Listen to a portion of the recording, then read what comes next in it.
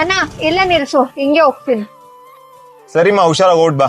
ಅಣ್ಣ ಹೊಸ ಮೊಬೈಲ್ ಬೇಕಿತ್ತು, ಕಾಲೇಜಿಂದ ನೋಟ್ಸ್ ಬೇರೆ ಕಳ್ಸಾರಲ್ಲ, ಇದ್ರಲ್ಲಿ ಏನು ಓಪನ್ ಆಗಲ್ಲ, ಹ್ಯಾಂಗ್ ಬೇರೆ ಆಗ್ತಾ ಇದೆ.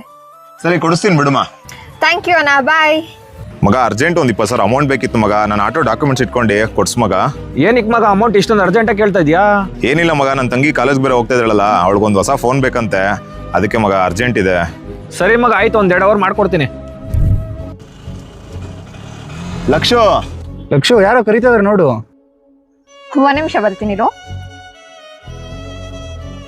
ಇಲ್ಲಿ ಯಾಕೆ ಬಂದೆ ನೀನು? ನನ್ನ ಫ್ರೆಂಡ್ಸ್ ಮುಂದೆ ನಾನು ಮರ್ಯಾದೆ ಕಲಿಯಕ್ ಬಂದ? ಇಲ್ಲಮ್ಮ, ಊಟ ಕೊಟ್ಟೋಗೋಣ ಅಂತ ಬಂದೆಮ್ಮ. ನೀನೇನಾದ್ರೂ ನಾನು ಊಟ ತಂದ್ಕೊಳ್ಳೋ ಅಂತ ಕೇಳಿದ್ನ? ಫಸ್ಟ್ ಇಲ್ಲಿಂದ ಹೋಗು, ನನ್ ಮರ್ಯಾದೆ ಕರಿಬಲ್ಲ. ಸರಿಮಾ, ಆಯ್ತು. ಯಾರವರು? ನಿಮ್ಮ ಅಣ್ಣನವರು? ಇಲ್ಲಪ್ಪ, ಅವ್ನ ನಮ್ಮನ ಅಲ್ಲ, ನನ್ನ ಫ್ರೆಂಡ್ ಅವ್ರ ಅಣ್ಣ. ಅವ್ಳ ತಂಗಿ ಕಾಲೇಜಿಗೆ ಬಂದಿದ್ದಲ್ಲ ಇಲ್ವೋ ಅಂತ ಕೇಳಕ್ ಬಂದಿದ್ದ. ಸರಿ ಅಮ್ಮ, ಹುಷಾರು, ನಾವು ಹೋಗ್ತೀವಿ, ಬಾಯ್.